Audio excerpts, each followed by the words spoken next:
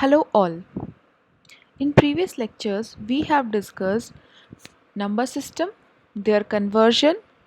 Then we have also considered complement. In complement theory, we have studied tens complement, nines complement, twos complement, and ones complement. We have also covered the subtraction with the help of complement theory. So we have considered each example for these four categories. Afterwards, now we are going to cover binary codes.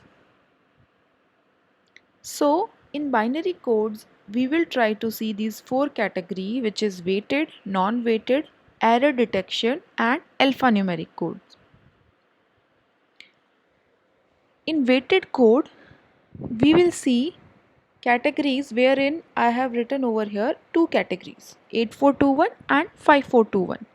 But we will also see some more categories in weighted codes.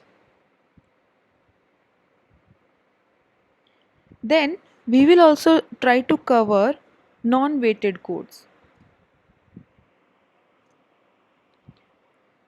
Unlike weighted code which has every positional weights, that means every position of the number will represent a significant weight. And these codes will be used for representing the decimal digits up to 0 to 9. But in non-weighted codes, we will have XS3, BCD, gray or reflected code. BCD is binary coded decimal. So we will try to see how these non-weighted codes will be generated for different digits. After non-weighted codes, we will cover error detection codes, in which we will see parity bits.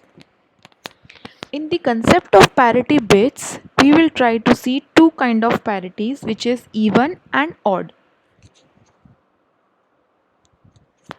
And we will see in the communication how the error detection will be performed with the help of parity.